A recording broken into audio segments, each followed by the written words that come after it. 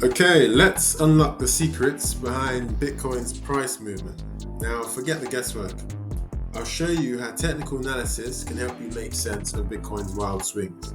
Alright, so if you want to predict Bitcoin's next move, if you want to plan your trades effectively, it's all in the technical analysis, and here is the breakdown you need. The current fair price of Bitcoin sits at an impressive 47,962. Over the weekend, we've seen a nice juicy 7% rally up. Again, it's got everyone talking. What's the market mood? What's Bitcoin doing? Is it going up to the all-time highs again? No one's quite sure. Well, it's volatile, and that's for sure. All right. So we're looking to see, what Bitcoin is going to do next. So now let's break it down. Let's have a look at the market structure. Let's take a look at the price bars. But before we do that, let's not forget to follow this channel if you want more videos like this. Let's have a look at some of our recent trades to see where and what Bitcoin has been up to, especially over the weekend. Like I always say, preparation is everything when it comes to trading. So trading without technical analysis is like farming without tools. All right, you're just hoping for a good harvest without planting those high probability seeds. So make sure you're preparing for your next trade and you're planning accordingly. Right, so what's been happening so far? As of our last stream, we were at this level. We had all these suppliers above us, and we said we're looking to see whether Bitcoin will react off each and every one of these zones. And what we're looking for was market structure change at these zones. Well, what did we get? We got quite aggressive, strong bull trend bars. And when you get quite aggressive bull trend bars successively in a row like this, well, this is the daily, but when you get it like this, even on the 4 hour, the 15 minute, the 5 minute, whatever, I would suggest you park the bus. Don't take the trade. At least wait for a retest. Okay? So here we've got, if we look at the daily, we've got very bull strong trend bars. I would suggest we stay out. If we look on a 4 hour, again, bull strong trend bars, we have some trap traders over here. And then bull trend bar stops them out. Trap traders over here, some bull trend bars stop them out. Okay, right up to this zone. I thought this was going to be a juicy level actually, this 45-minute zone, because it was confluent with our point of control and the 38% fib level. But no, Bitcoin had other ideas.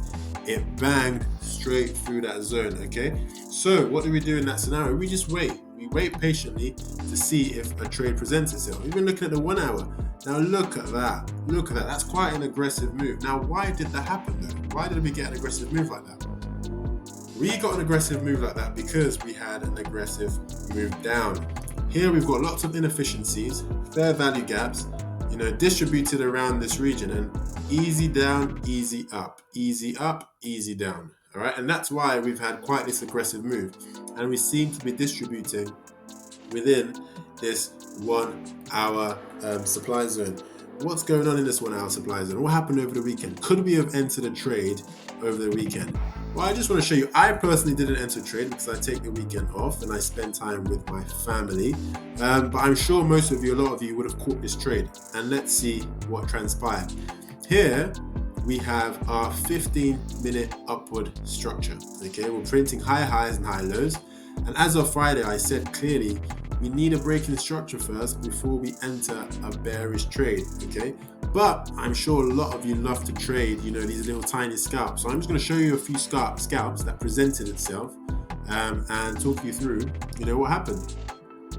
So as we've got this uptrend, we have this range in yellow that's set up over here. Now within this range, we had quite an interesting model up here. We had a Trinity model. Well, I call it a Trinity because it sounds a lot easier than Wyckoff, right? But it's based off of Wyckoff, all right? It's a 3-tap model. And let's see. So we've got our range established, our range high, range low. We're flirting within that range. Let's see what happened. Well, if we look over here, as we mark down, we set a low. We have tap number 1, tap number 2, a break-in structure bullish, a retracement leg for the lower high, and a tap number 3. So we would enter a trade there. Okay, that was trade number 1. It wasn't a crazy trade. It was just a nice short scalp that you could have made a little bit of money on. All right. Now, would I have entered that trade personally? No, because I look for more higher probability trade. I don't trade these internal ranges like this because it's not the best use of my time. All right. So next trade, we've got again another model.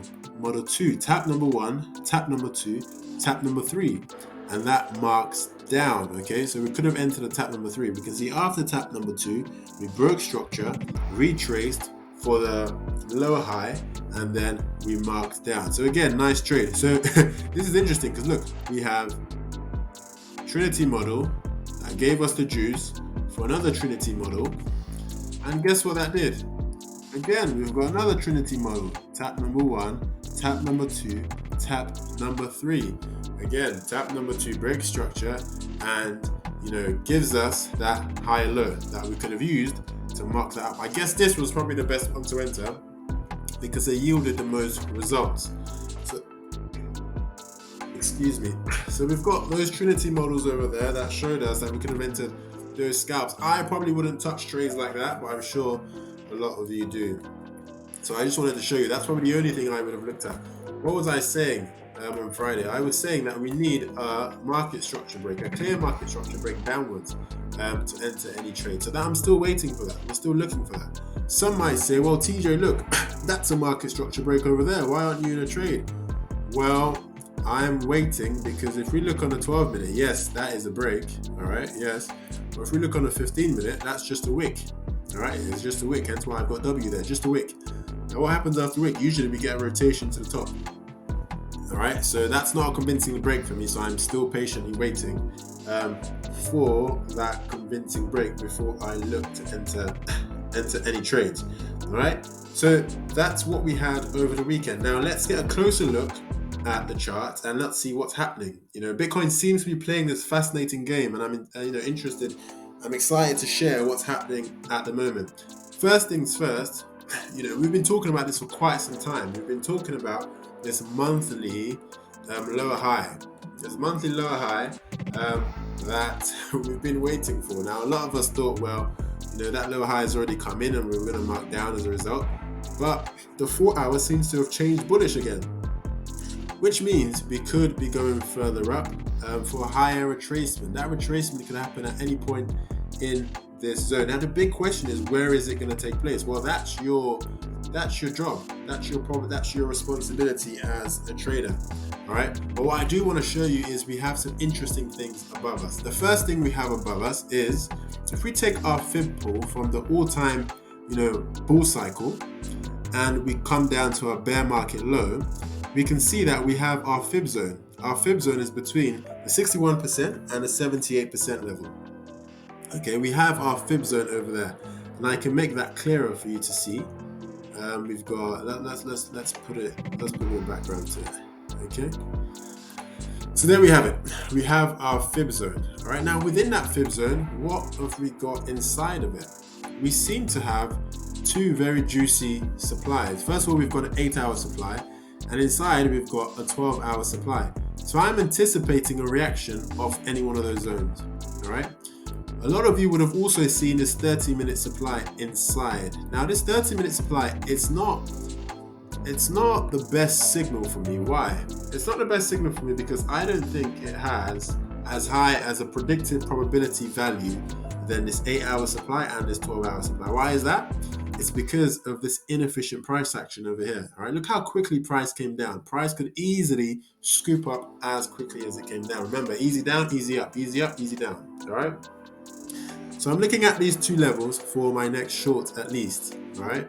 Now, are we going to get a reaction here or are we going to get a reaction up there? I don't know. Nobody knows. All right. That's why we look at market structure to make sure we have a clear bearish change in market structure before we touch any trade. Now, as far as my long trades, what am I looking at for my long trades? Well, for my long trades, I'm investigating this 4-hour leg.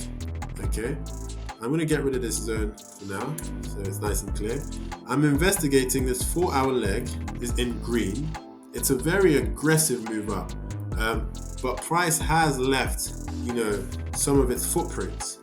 Now, where are those footprints? Well, what's interesting is we can see we had this supply zone, and this supply zone seems to have left off a nice juicy 2-hour demand zone. So we're going to look at that. Also above us, we've had this supply zone, and it's left us a nice juicy 45-minute demand zone. Okay. So I'm looking for reactions off those two zones. Is price going to go up, and retrace? Obviously, we've got a zone there as well, so keep an eye on that. Retrace to that level for some further action, or is it going to retrace down to this level for that further action? So that's what I'm looking out for in terms of my next longs. Now, don't get me wrong, price could come all the way down here.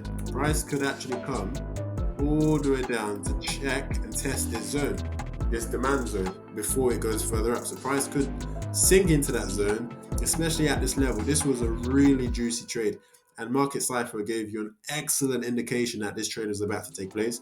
And I'm just going to show you so that you can see that, because I think this was really juicy. Well, we had a nice triangle in that region. This is it over here. We had a nice triangle in that region. We had over here the bear trend line. We had the bull trend line as well. And we can see as we came to the apex of that triangle, what was Market Cypher doing? What was Market Cypher doing? Well, let's see if we can find it. Give me a second. There we have it. So we have price marking down, and we have our momentum waves marking up. This is known as a hidden bullish divergence. And look at that move. That was juicy. Look at that one. That one would have given us, if we had, I'm not going to act like I took that trade. I did not take it, because I did. Did I see it? I saw it after. So that would have given us a nice 13% move. That would have been really nice. Anyways, back to the action. So we're looking for our long trades, from a retracement from that 4-hour leg, either here or over there. And as for our next short trade, we're looking for our short trades, at this 8-hour zone above us. And we're also looking for our short trade. Watch that 30-minute zone, but don't be attached to it. But we're also looking at our short trade from that 12-hour zone above us as well. All right. Now there is one more area that I want you to be aware of. Now, what is that area? Well, we are approaching this 4-hour high again. We're retesting this high, and market structure seems to be quite aggressive at the minute. But there is a case where we react off the extreme of this high. There is a case where we react off the extreme of this high. In that sense, we are treating this as a range, as a big range.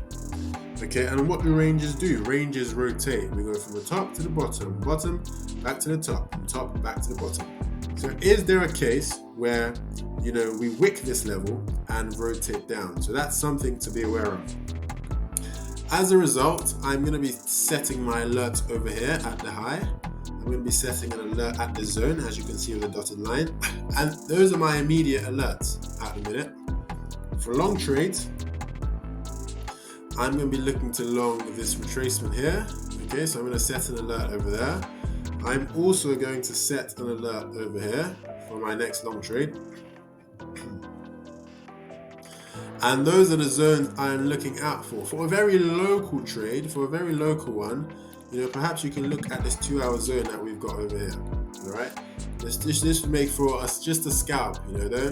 Just a scalp up. Look for a zone, look for a reaction off that zone.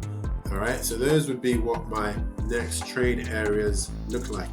These, in my opinion, are the highest. These areas have the highest predictive probability value. Okay, so these are your higher probability setups, and those are what you should be looking to trade. Now remember, as I always say, your trade setup is just one piece of the puzzle. The next piece of the puzzle is your entry confirmations. What are you looking for to enter the trade? The next piece of the puzzle is your trade management. How are you managing your trades? The next piece of the puzzle, okay, is your take profits. Are you setting take profits, or are you just letting it ride? Are you going into profits and then losing everything, minutes or hours after? So make sure you are diligently monitoring and managing your trades effectively. As for the entry confirmations, what are we looking out for? Well, our entry confirmations are simple, very, very simple. What do they look like? We're looking for something like this, a market structure change.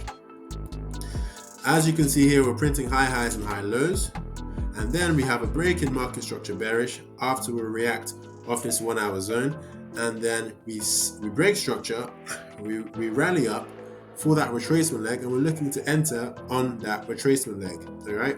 If you do not see something like that, do not touch the trade. Okay. These have a higher probability of being successful trade setups. We're looking for this perhaps on a 10 to 15 minute. All right. Now you could see on the 5 minute and press the gas, but the higher the time frame, the more probable the trade will actually go in your direction. So that's what we're looking out for. Of course, you can look out for market cipher as well, whereby as we're making higher highs, market cipher is making lower lows as far as the momentum wave is going. So your momentum wave could be doing something like that. So as your price is going up, your momentum wave is going down, leaving you with that bearish divergence. Okay, a divergence is a deviation, a discrepancy between your momentum and your price. So as they come together in synchrony, they will then push price in, the direction, that's obviously predictive. So that's what we have at the moment. All right. So we're going to leave it there today, and we're going to catch up again tomorrow to see what price has done. And if you found this video useful, if you found this educational, or if this has just helped you get clarity on what the market is doing at the minute, do follow for some more, updates on the Bitcoin price action. See you tomorrow.